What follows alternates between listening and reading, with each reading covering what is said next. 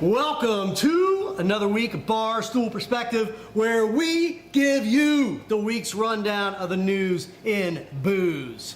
Somehow, Brett, Theo Huxtable is dead and Bill Cosby is still alive.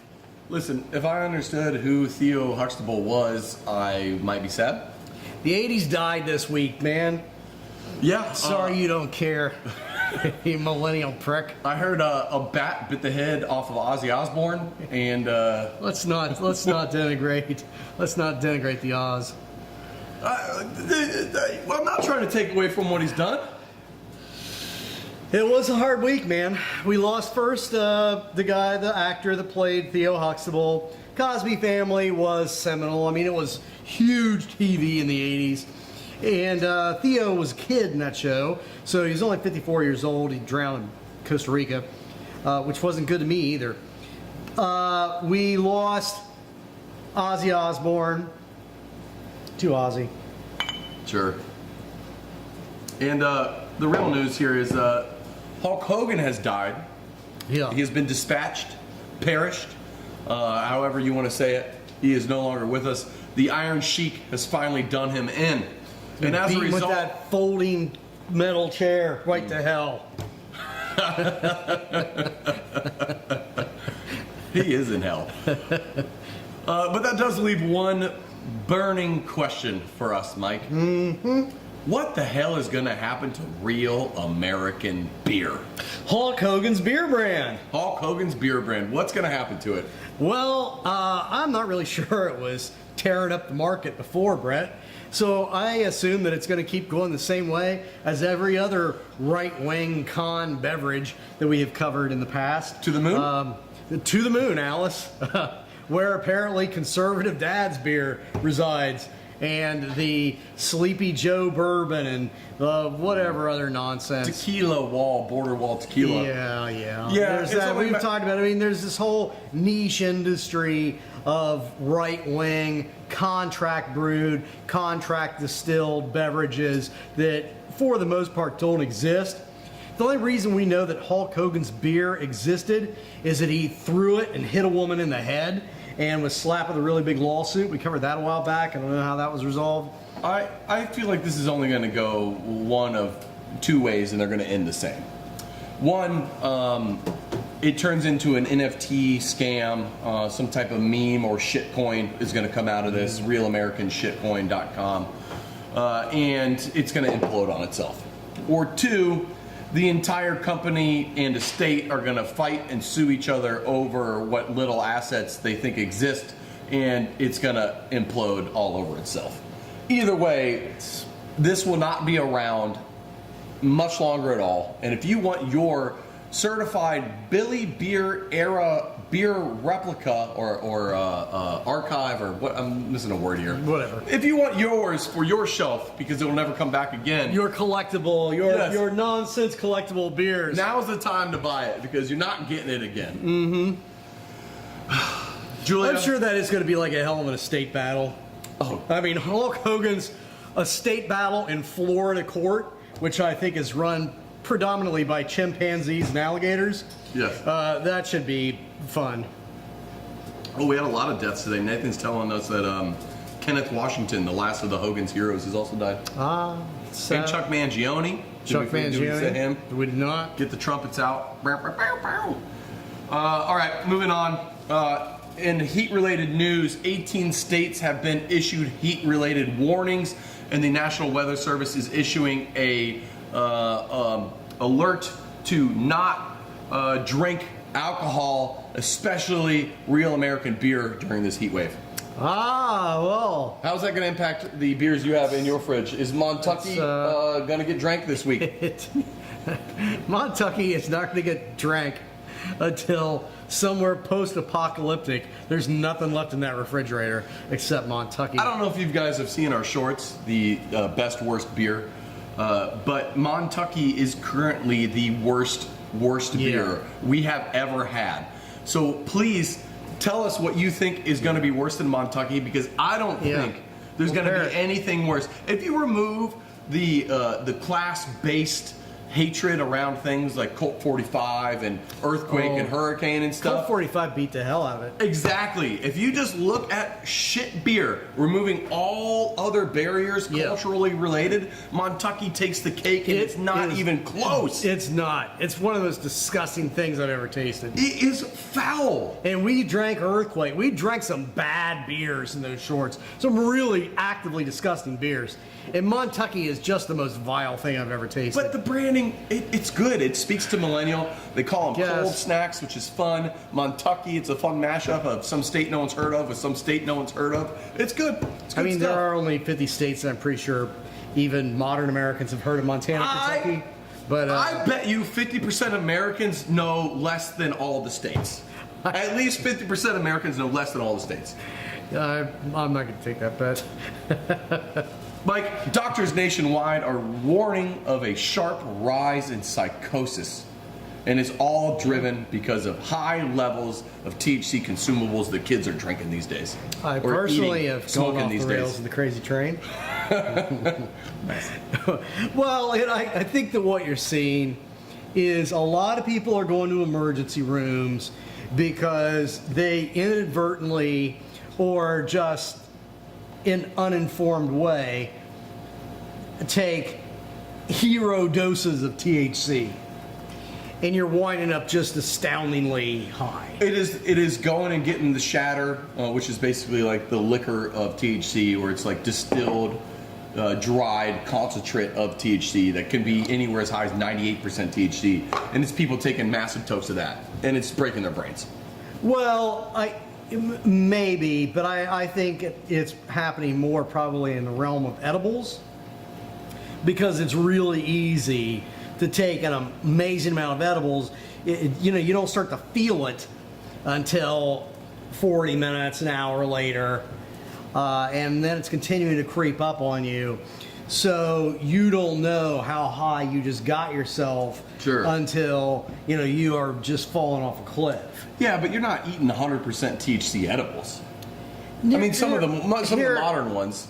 Personal story. My neighbor poisoned me on a vacation a couple years back. Was this due to some philanderous scandal? No, it's good guys. One of my best friends. Okay. But I do question, and very intelligent man, but I do question his literacy, or at least his attention to detail, because we went to this weed store in Michigan, and he bought some nonsense like Rice Krispie treat thing, whatever. Sure. It was in pieces, and he read the label to mean that like the whole thing was, I don't know, the whole thing was like 50 milligrams or something, or 100 milligrams in like a bunch of different little pieces. Yeah. The point is that I thought I was taking 5 milligrams of weed, and I was taking 50. Mm-hmm. And I know that there are a lot of people out there that are fine with 50 milligrams of weed, but for me it was enough that I was curled up in a fetal position and just hoping that it would stop for hours and hours and hours. 50 milligrams of weed would wreck me for 2 days at least. It was unpleasant, and that's what's happening to a lot of people. And I mean, I have done enough hallucinogenics and weed and drugs in my life that I didn't freak out about it. It was just really, really unpleasant, and I wanted to stop. But if you've never had those experiences in your life, if you've never taken large amounts of hallucinogenics intentionally, and you find yourself that high, it's going to be a really terrifying thing. So I think that's the problem. I think this use of psychotic behavior or psychosis, it's more just people having a really intense bad trip from THC, which somehow, not to go down this lane too far, but somehow enough THC to take you into trip land is different from mushrooms or LSD, it seems. It's a much more negative high. I don't necessarily think that taking too much is leading to the psychosis. To me, it's taking too much too often is just breaking your brain regularly. I didn't take this as doctors are saying people are taking too much and freaking out and having a bad trip. I took this to mean like people are fucking their brain chemistry up from abusing THC to a massive level. We've always had stoners, but maybe. I mean, have you met some of the young stoners? Yeah, and you're a lawyer, Yeah. so you work in a very professional setting. I work at a brewery with brewers. Yeah. We're all degenerates, some of us more than others, and some of us in the industry that I've met that take heroic doses of THC daily. Yeah. Their dumb brains don't dumb work. Yeah. Like to a different degree of just, you're not just a stupid person that didn't do a good job in school. It's like, oh, you're a stupid person that has also fried their fucking brain. It's like that 80s egg commercial. They're doing it. It's happening. The egg brain's happening. Yeah. I have known people that have done way too much acid. Yeah. Not on an individual occasion or a few times, but have consistently done enough acid that they're not functioning properly anymore. Yeah, they're just a weird person now the rest of their life. Yeah, okay, well, whatever. But as we all know, Brett, weed's harmless. I'm for its legalization, but it's not harmless. And maybe, I don't know. All right. The Senate. They're blustering about the Farm Bill coming up. It's up for a renewal here soon. And Kentucky is the linchpin state in deciding whether psychoactive hemp, aka THC level of hemp that will mess you up, that's found in drinks, is going to stay legal or not. I can't believe it. Your state, Mike, is going to decide whether recreational psychoactive hemp remains in the market or not. First of all, it's a commonwealth. Secondly, it is both fascinating and terrifying that my little gaggle of batshit legislators are having so much influence on so many things right now. But explain more. What do you mean by this? So Mitch McConnell is leading the resistance movement, if you will, of trying to get all psychoactive hemp-derived THC banned. So, as you all know, longtime listeners, 0.3% or less of THC is defined as hemp. Very low amount. However, it's 0.3% by weight. That means when you put it into a beverage, which has a lot of water, which is very heavy, you can have psychoactive amounts of THC by law, legal federally, in a beverage. So, in gummies and other things that are heavy. So, it's created this burgeoning industry. Mitch McConnell wants to close that loophole. It was never really the intent of the government to allow that. He wants to close this loophole. The Kentucky Distillers Association is giving Mitch McConnell a bunch of money because, you know, spirits manufacturers, they don't want that legalized. However, Rand Paul is out there promoting business and trying to save Kentucky farmers because he sees a future where, one, big government just needs to stay out of businesses in general. This is what Republicans used to be about, getting out of the way of business, which I appreciate. But he's also saying, hey, the next cash crop in America ain't tobacco, it's hemp. And we got it right now. Let's promote it. Let's make it legal. Let's get our farmers out in front of this shit. Let's also make tax money off of it. And let's go. And brewers across the country are behind it. The National Beer Wholesalers Association is behind it. And the Wine Spirits Wholesaler Association is also behind it. So there's some big money behind keeping it legal right now, as currently written. And it's looking like, from our inside information, that since we at UA play in the hemp sphere, what we're hearing is that it's looking like the Republicans are going to come to an agreement where they ban artificially created versions of hemp and psychoactive compounds, aka Delta 8, and they keep the D9 provisions as is. But Kentucky literally gets to decide. Next week they're voting on it, and it's Rand Paul versus Mitch McConnell in the battle for THC in America. I mean, this is exciting. And, I will say this about Rand Paul. Before he started getting down on his knees for the Nazi Cheeto, he was at least consistently a libertarian. So he was wrong a lot of the time, but he was consistent. And this is a very consistently libertarian position. Secondly, it's just good for Kentucky. I mean, It Mitch is. McConnell has never once given a rat's fat ass about what is or is not good for the people that elect him for reasons I can't understand, because he does nothing but fuck Kentucky at every chance he gets. Kentucky had this huge tobacco industry. It grew a lot of tobacco, but we know what's happened with cigarettes. You know, that industry is largely on the decline. Hemp grows well in the same conditions as tobacco. Hemp is the future. If you actually care about Kentucky and you care about Kentucky farmers and commerce, you support this. You support hemp and hemp legalization. You should. Yeah, it's going to be really interesting. Rand Paul, I mean, he's got some batshit takes on things, but man, it's crazy that we live in an environment politically where Rand Paul has common sense takes anymore. When he gets off his knees, he occasionally has a point. Longer Than Life, your question on is this related to the Delta 9 versus THCA loophole? Not really, but let me explain what's going on here. So, in cannabis, there are cannabinoid compounds. Some get you high, one gets you high. Most don't. CBD and any CB letter, it's all snake oil, so don't believe any of that fucking bullshit. I mean, if you're into rocks and fucking moonstones and chakras and bullshit, sure, okay, it does something for you. But for the rest of us normal people, it doesn't do anything.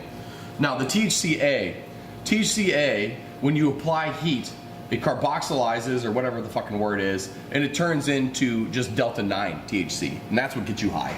So what's happening right now is there's a couple loopholes. One's the fact that the THCA flower is being sold at gas stations. It's being sold as joints, and when you light it on fire, even though when you test it, it's showing no Delta 9 THC, which is the compound that gets you high, it has high amounts of THCA.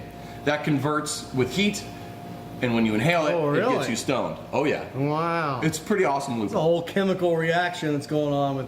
Pretty fucking cool. Interesting. The Delta 9 stuff, that's just the normal THC that gets you high in weed, in whatever. So for drinks, the Delta 9 is what gets you stoned. The Delta 9 is what gets you stoned anytime you're getting stoned, except for Delta 8, which is the artificial lab-created version of THC that's very close, rather than being on the fucking ninth connection of carbon Like atoms. It's on the molecularly. eighth. Yes. But it binds to neuroreceptors. It the acts same in a way. very similar way, but it's all artificially created. So they want to ban Delta 8. I'm sure the THCA will probably get looped into that ban as well, which I don't really have a strong opinion on one way or the other.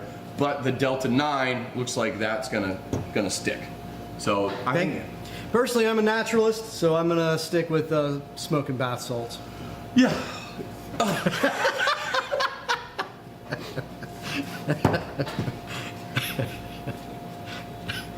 I got a funny Florida story I'm going to tell you later, but it's for off air. Long story short, there's a comical mix-up of cocaine and ice that I think you'll find interesting. And I don't mean ice that you put in drinks, I mean methamphetamine. Yeah. Okay, moving on. Let's continue on with our booze updates. I know, Julia, you're on pins and needles waiting for our Tilray update. That'll come in 1 second.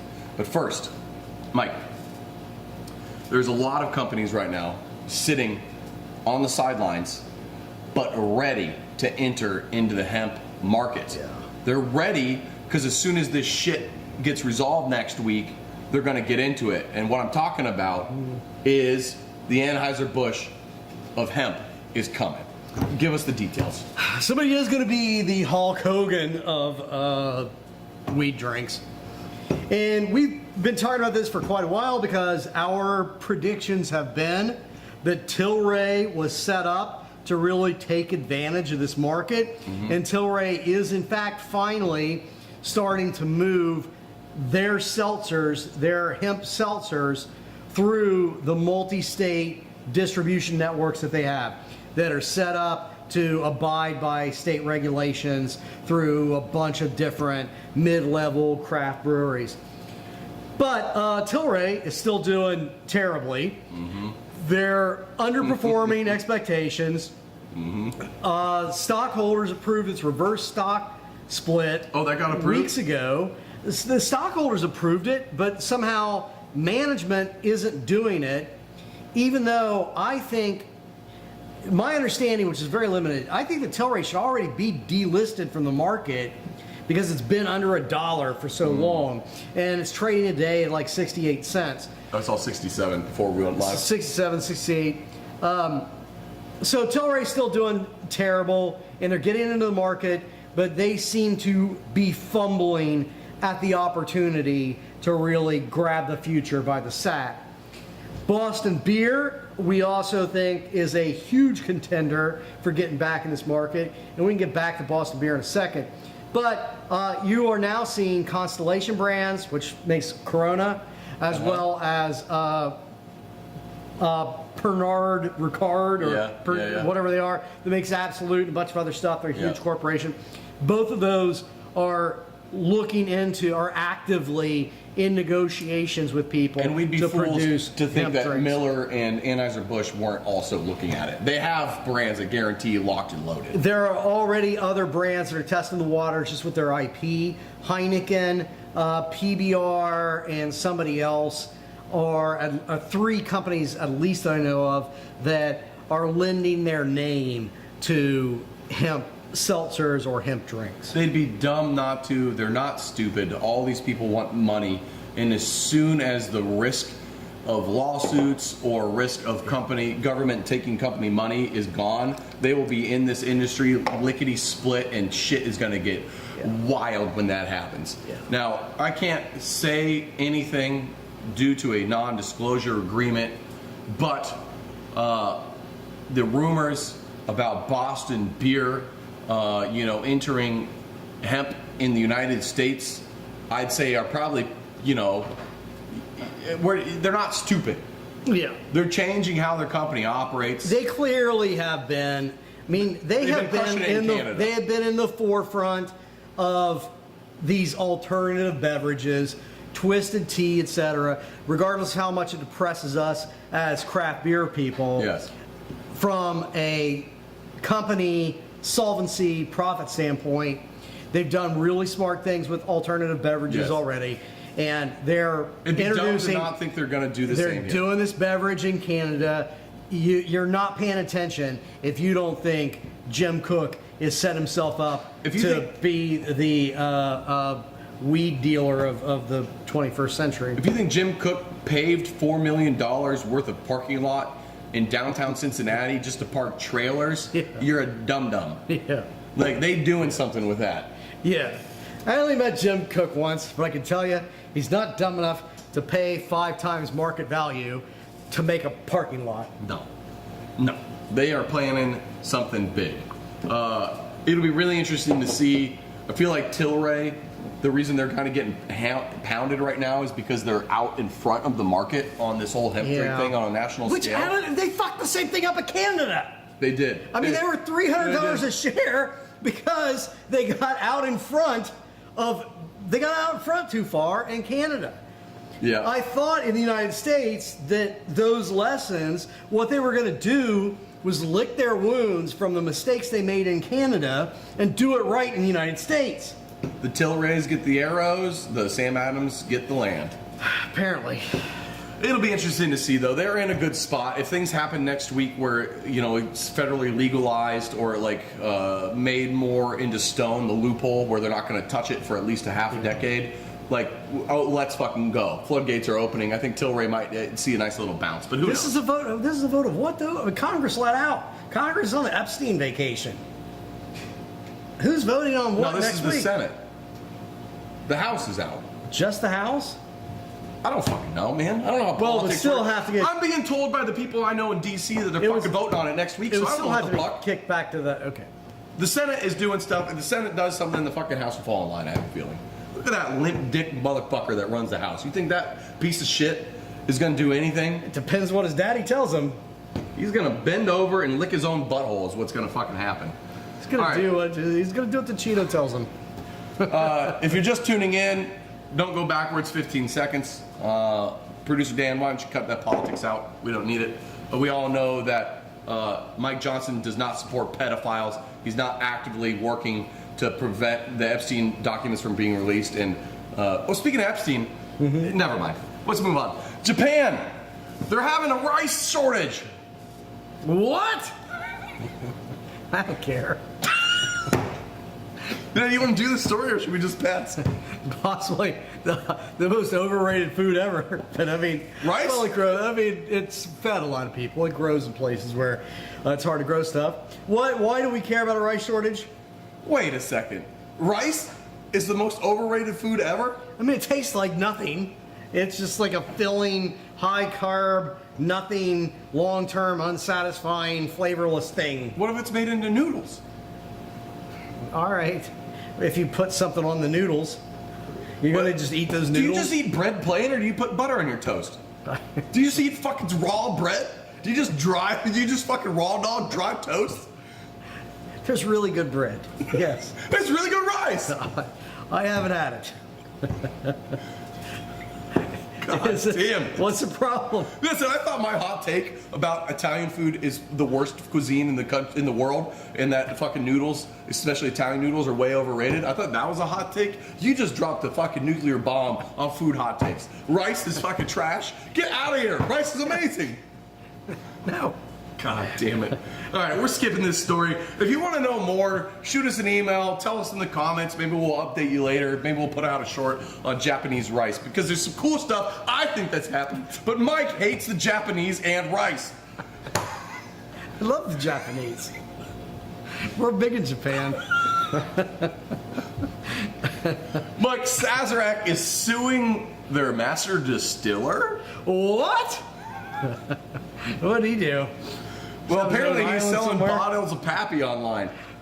But actually, it's not him. Somebody is pretending to be the master distiller, Harlan Wheatley, and is selling bottles of Pappy online. I would think that if you are the...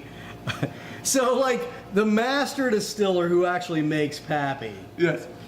there's somebody online who says they're that master distiller, like selling you side bottles out the back. Yes. So you're like, you got one of the best distillery gigs in America, Yes. and like a junkie who works on your canning line, Yes. he's selling, Yes. he's selling bootleg bottles out the back of the garage. Yeah, and So has that guy developed a heroin addiction, or what? There seems to be more to this story. no, that's it.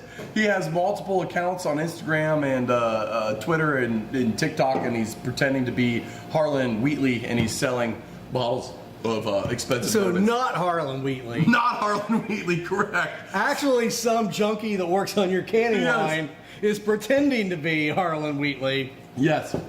Yes. Yeah, well, it's not a bad scam. You know, what I love about it is it's almost perfectly victimless. Yeah, Because if it you're is. stupid enough I know. to think that the master distiller at Sazerac, a multi-billion-dollar corporation that utilizes this guy's name to brand bottles of bourbon and spirits, isn't making bank and doesn't need to make a couple $100 extra selling fucking Pappy on the side illegally, is actually doing that, then you deserve to have your money taken from you. Mm-hmm. There's no victim here. Just dumbasses. It's like what's the street artist that Banksy. Yeah, it's like you're logging on to the Banksy Facebook page where he's selling you some stuff on the side, and you're stupid enough to be paying like $2 million for it. All right, I mean, congratulations to whatever person is pretending to be Banksy. I am happy to go down in history as being wrong for this hot take, but fuck, Banksy sucks. Banksy's art is trash. I don't get it. You're fucking dumb if you think it's high art. Is it cool? Yes. Is it amazing? Is it Van Gogh level? No. Banksy's garbage. It's a grifter that has an awesome grift, and he's duping so many people. It's great. It depends. Banksy's not good. Ooh, the girl holds a fucking balloon. Good for you, man. Cool. Fucking great. It's on the side of a building. Does that make it good? Actually, no. It's art. It's trash. It's not art. I don't think trash is fair. I think that some of the art is kind of cool as art, but is it brilliant art? It depends on how you are defining art, and I don't mean in that modernist bullshit way, is this completely blank piece of canvas art. I mean, are you defining art as the product, or are you defining art in the Andy Kaufman sense of, is the art ripping off rich idiots? Because if the art is actually performance art, where he is proving to you how much money he can take from really rich imbeciles. I think he's in. I think it's brilliant. I think he is Van Gogh. I think he's in on the grift. He is in on the grift. That's my point. No, I think he's in on the grift, as in it's fucking money laundering for rich people. He's he's not ripping off rich people. He's a rich person's patsy. He's a make-believe ghost for rich people to launder money. And that's why I hate him even more. Anyway, this isn't an art show. This is a beer show. And someone said beer is art. Victor Victoria, I don't really, shop or whatever. I don't really remember the what happened in Victor Victoria, the movie, a long time ago. But it was like a man pretending to be a woman, pretending to be a man. That's where we're at with Banksy. You think? Like he's. Oh, is that where that quote from Robert Downey Jr. comes from? I'm just the dude pretending to be the dude playing the dude. From Tropic Thunder. It's a different movie. But yes, yeah. I get it. A similar concept. I get it. All right, we're running out of time, so we got a couple more stories. So why don't we hit? I'll throw out a couple, and you pick which one you want to talk about, and then we'll wrap it up. BrewDog's closing some bars, and the founder is launching a new TV show. Yeah. Global wine consumption's down, and champagne's in the crapper because they're also using slave labor. Yeah. And craft breweries aren't doing great. Who cares about that? Oh, China. China taking over the world. China!